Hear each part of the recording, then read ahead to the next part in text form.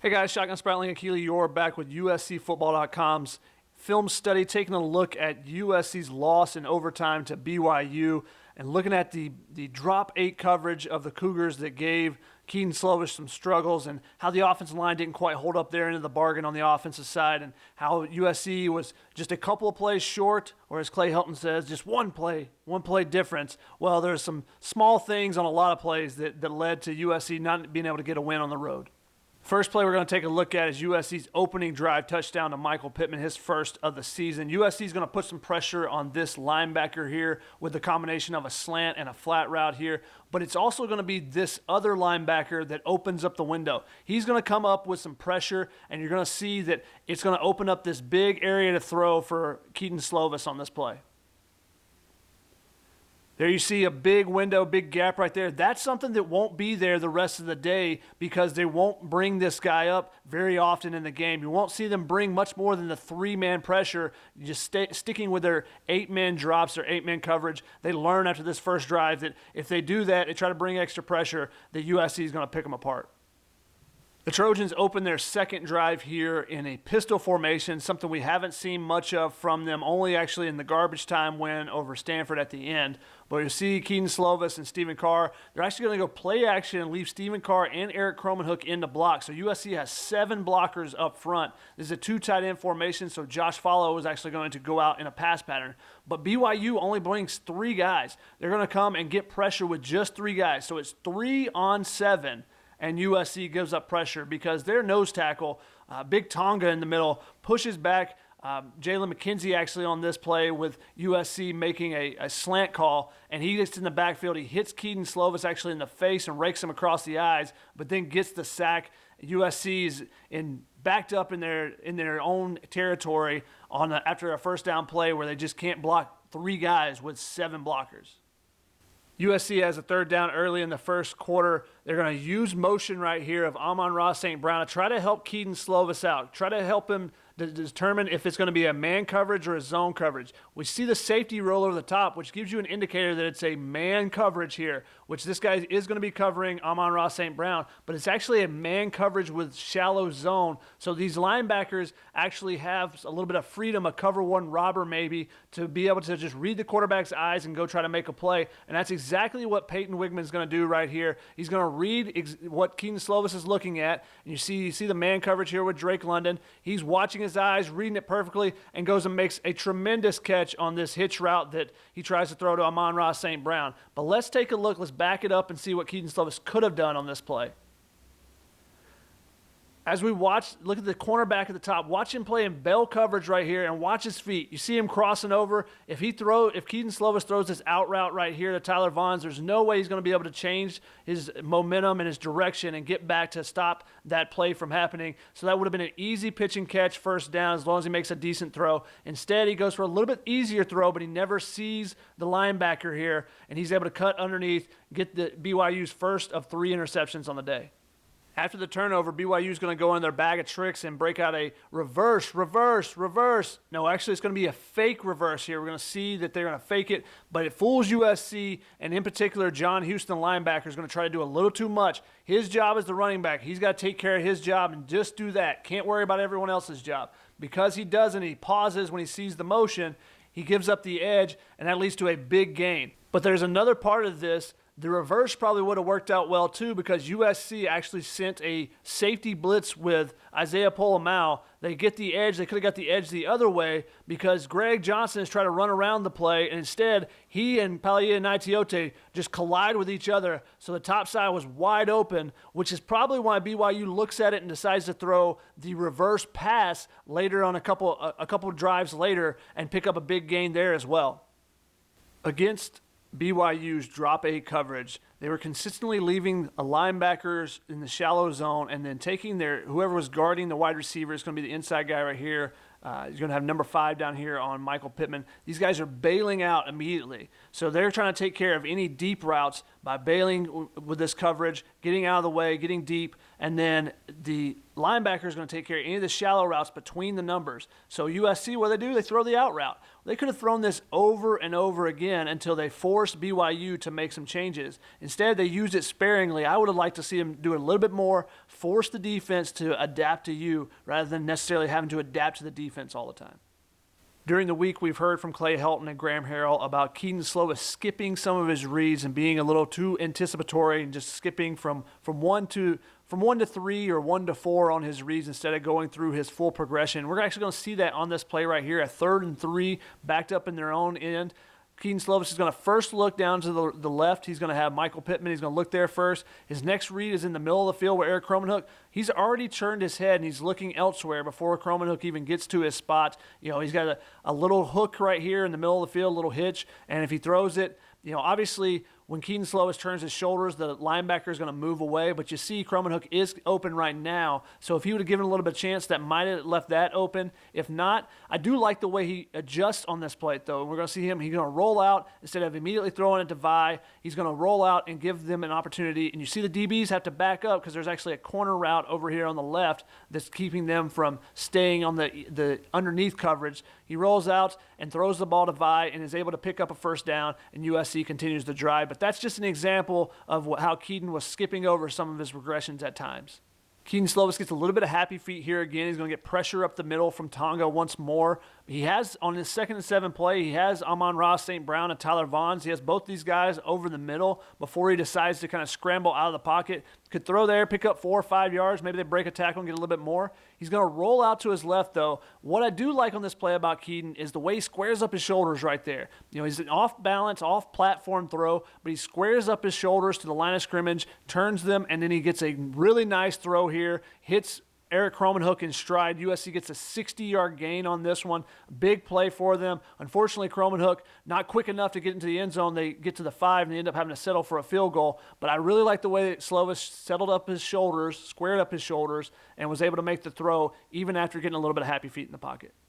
USC's really struggled with perimeter runs, but here's a good example of how they work as a team to be able to stop a perimeter run. You got Talanoa Hufanga actually on the end of the line on this play. He's going to make a big impact on the play without actually getting any credit at all. You're going to see motion right here. They're going to jet sweep motion to try to get USC's defense going the opposite way. They're going to pull 2 guards, but watch Talanoa Hufanga right here. Takes out the lead blocker, which clogs up things, forces the running back to not have a lane to run through, and that allows Marlon Tuipulotu an opportunity to come from the inside out, chasing the play from his defensive tackle spot, makes a 3-yard loss on a play because of the work that Talanoa Hufanga did, and he gets no credit for it, but it's a big part of why USC was successful on this play. The Trojans' defense looked gassed at times in the 3rd and 4th quarters, and BYU took advantage by going with some tempo, but this is in the 2nd quarter. There's no tempo. This is actually the 2nd play of the drive for Caleb Tremblay, the 1st play for Nick Figueroa, and the 1st play for Brandon Peely. But watch this play, just not a great effort from these 3 guys. It's going to be a long pass rush. Zach Wilson sits back there, and they're not able to get to him. He goes to his left. He goes to his right. But watch him now. These guys are just jogging on the play. Zach Wilson's got all the time in the world, and he's able to finally find a man and pick up some yards. But imagine on this play if John Houston here comes up and he's trying to make a tackle on Zach Wilson, he's grabbing him and he's holding on with one hand. Where's one of your defensive linemen to help out on this play? Just not a great effort from these backups that are coming in and trying to make the most of their opportunities. That's not a great way to do it. This is how you force an opponent to change his coverage, but you got to do it consistently. USC is going to run a power play right here. They're going to use Eric Cromanhook and Jalen McKenzie pulling to the outside, to the weak side of this play. You got your power back in there, Marquise Stepp. Everyone's going to take care of the front here, the middle and the tackles, the guard, the center and the tackles are going to take care of the nose guard and the 2 ends. And then watch Elijah Vera Tucker getting to the 2nd level to take care of the backside linebacker. You're going to see Jalen McKenzie here. As he pulls, he's going to do a nice job sealing this inside linebacker on the front side of the play. He seals him inside. Eric Cromanhook, great kick-out block as well. Look at this lane you got going through here. Look at Elijah Vera Tucker. This guy is 8, 9, 10 yards down the field when he puts his defender into the ground. And then you spin away from the tackle, and these 2 guys destroy each other as well. Big 15-yard gain on 1st down from Marquise Stepp and USC. Great run, but it starts with the offensive line. USC wasn't able to do this consistently enough. Didn't matter who the running back was. You got to be able to get to that 2nd level, get those blocks. This is a great example of what happens when you do. On Vi Malapea's touchdown run here, we're going to see the importance of the center taking care of the nose tackle, something that the USC struggled with in this game. But watch what happens when Brett Nealon is able to take care of the nose guard from BYU. He's able to churn him a little bit here, and it opens up a big hole. It lets Elijah Vera Tucker get to the second level. Watch that great combo block and then turn his head to get the linebacker. Big hole to run through, and you see Vi get into the end zone. Touchdown USC, and Drew Richmond is just really excited about it. He's super excited. He's yelling at the student section there. He's having a great time. USC ties up the game 17-17. This is Keaton Slovis's fumble on third down. USC is going to recover it, but that's not the primary focus of this play we're going to look at. I want to look at the route combination on the other side. The nose tackle, again, is going to give USC some trouble here, but let's take a look on the right side. You're going to have Drake London coming across from the inside, running across the middle. You're going to have on the outside, you got Vi going on a swing route, and then you got Tyler Vaughns. I love this route combination against this zone right here because watch how Drake London running across this linebacker's face opens him up, and Vi being out of the backfield opens up a giant window right here for Tyler Vaughns. That's a play that USC could attack with later in this game. I really like the combination. It's something that they could use to break BYU's zone that they were doing so effectively in this game. Third and long on BYU's first drive of the second half. USC is going to run a twist with their pass rush unit here. You're going to see Brandon Peely actually get held, and they'll actually call this holding. You'll see him get thrown to the ground, but Drake Jackson comes inside. The center comes over to pick him up. Drake still beats the center after an initial pause and then gets through. He's going to get Wilson, going to throw him to the ground. The ball comes out, but let's pay attention to Caleb Tremblay. Caleb Tremblay is being manhandled over here, getting held. And then even right here, the ball comes loose. How about this little extra tug right there? If he's not being held on a couple occasions on this play, who's to say Caleb Tremblay doesn't pick that up and USC has the ball at the 20-yard line and has an opportunity to score early in the second half? There were a lot of holdings not called in this game, and unfortunately for USC, they affected them a little bit more. 3rd and 1, BYU's been driving the ball. The Trojans are absolutely gassed on this play. It's the first drive that BYU's gone tempo. USC's actually got a legal substitution penalty with having too many men on the field trying to run some guys on. Just can't slow this BYU offense down on this drive. But they get a huge play right here from Palier Naitiote. Watch him run straight down the line. Is going to drill Tyson Williams, the running back, right in the hip, and he's not going anywhere. Forces the 4th and 1. USC, obviously, after a couple of iterations of the play, end up getting the stop and get forced to turnover on downs on that 4th down. But it all starts with this play right here from Palier Naitiote because USC was really struggling stopping anything at that point. Early in the 4th quarter, USC comes out and runs a play-action fake here. And watch the difference after the 3rd quarter when they only threw the ball one time. Watch what the linebackers do on this play. They're going to bite on the play fake. You see them moving up. You see him charging towards the line, thinking it's a run again, and instead that opens up a passing lane here for Keaton Slovis. Let's take a different look. Watch number 49, the linebacker right here. If he's dropping, he thinks this is a pass, he's going to be right in this area, right around the hash marks, and the throw is not going to be able to be made to Michael Pittman on this. But as he comes charging up the line because he thinks that Vi is getting the ball, that opens up a big space right here. USC runs a slant behind it. Michael Pittman is going to beat your cornerback one-on-one most of the time, and easy toss and easy catch. USC picks up the first down, even though we'd like to see Michael Pittman going a little bit further upfield. Go north and south a little bit more on that one instead of going laterally. 4th and 1, USC brings out their field goal unit for a 50-yard attempt. People are going crazy. Why would Clay Helton do that? Well, maybe there was something else a little bit going on here because you notice that number 19's in the screen right there. That's the holder. On this play, it's Matt Fink instead of Ben Griffiths, the normal holder. And the tight ends were actually lined up a little bit differently than they normally are as well. So maybe USC was doing something a little bit different. This is something Keely noticed during the play. She was pointing out to me, what is Matt Fink doing out there? Are they trying to run a trick play? Maybe so. We don't know for sure. BYU ends up calling a timeout instead of finding out for sure on this one. USC will bring their offense back out and pick up the first down after the timeout. The Trojans pick up a first down on the 4th down play and immediately go into their tempo offense. You see here, they're going to be snapping the ball while Tonga, their big defensive tackle, is still trying to get the call from the sideline. BYU's not set. Anytime you can keep them from bull rushing the center to get some pressure on the quarterback is a great play for USC. They have plenty of time for Slovis to sit back there. They go with some max protect, keeping the running back and the tight end in. They throw it deep, and watch what Michael Pittman does. Goes up, makes a play. USC scores after a long conversation between the referees. USC takes the lead 24-17. An interesting play here early in the fourth quarter.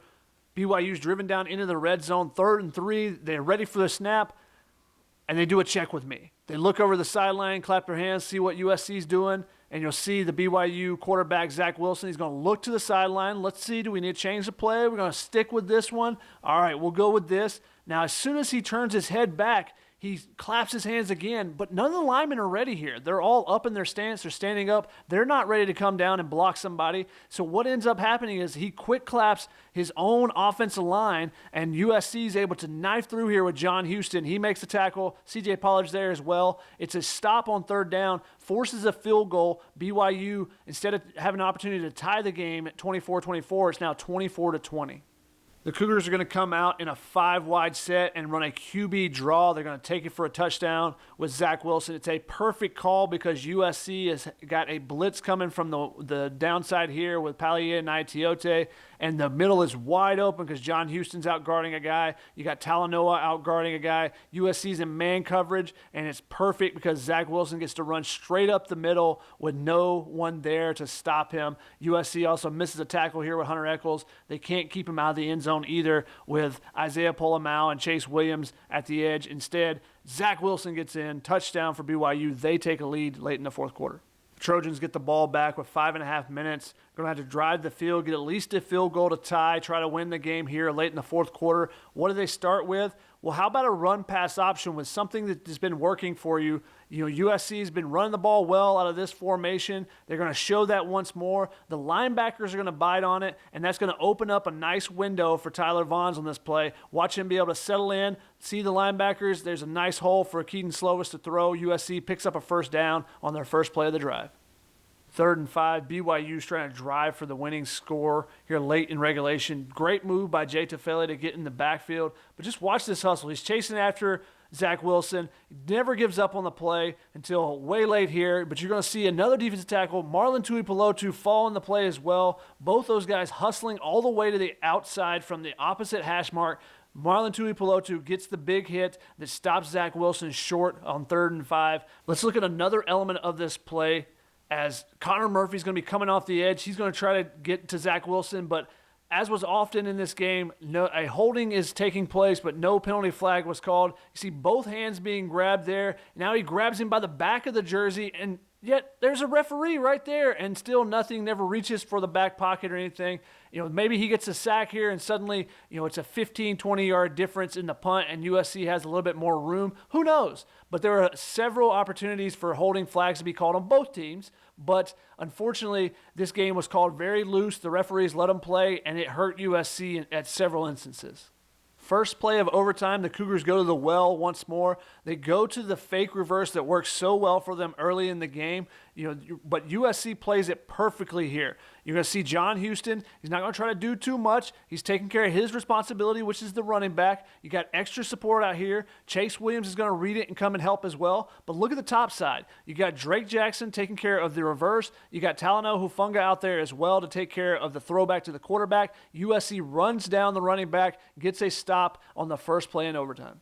Interesting play call choice from USC in overtime. They open up overtime with 2 tight ends, something they hadn't done since the second drive of the game. And on the second play in overtime, they're actually going to use the pistol, which they'd only use once or twice in the game as well. It's some interesting choices, but hey, it can still work. And on this play, USC has an opportunity. You're going to see Jalen McKenzie going to be pulling as a guard. You're going to see Josh Follow getting out front as a lead blocker. But Chaz Ayu, the linebacker from BYU, does a nice job of just basically tackling Josh Follow, cutting him down, ends up tripping up the running back as well. Suddenly USC loses yardage there when, if we look back at it, there's actually some good space on the outside because IU comes up. If he gets blocked, there's a lot of running room there that USC could have had, possibly even gets around the edge with Michael Pittman blocking to get a big, big gain for USC. You know, unfortunately for them, they don't get the block. They get chopped down, and they are backed up on second down. Of course, the final play of the game, the Trojans trying to pick up a 3rd and 6. Unfortunately, the ball is going to bounce the wrong way for them, and BYU gets an interception. But let's take a look. I'm not really a big fan of this play call. You see BYU, 3 down linemen, but then there's 10 guys here within 6 yards, all within the line to gain. So I'm not a real big fan of calling a play where everyone's going to run basically to the sticks. Now, some of the guys were a little bit short. They didn't get the depth you really needed, but everyone's running the same depth of route. So I would like to see, someone going deep to push back some safeties, kind of open up the holes that way. Instead, you see here, Slovis looks initially to Michael Pittman and then keys on Drake London. So people were yelling, well, Michael Pittman's wide open. Well, that's not necessarily the case, because if Keaton Slovis opens his shoulders immediately to look at Michael Pittman, this linebacker is going to go towards him, and the window's pretty much going to be the same. But like I said, I just don't like it because they're pretty tight windows all the way across the board. Maybe you say you trust Michael Pittman a little bit more to make a contested catch than a freshman, but anyway you kind of slice it, it's just not a great play call here against this defense where everyone's up close to the first down marker. And, was it really an interception? When you look at this angle, I'm still not sold that this is necessarily an interception. Probably too hard to overturn, but I think that the ball pops loose there at the bottom and hits the ground, and he kind of corrals it. I don't know that I would have called this an interception, but hey, I understand that you can't overturn a play that's this close. It just hurts for USC that it comes in overtime and ends the game. Trojans fall 30-27 to BYU.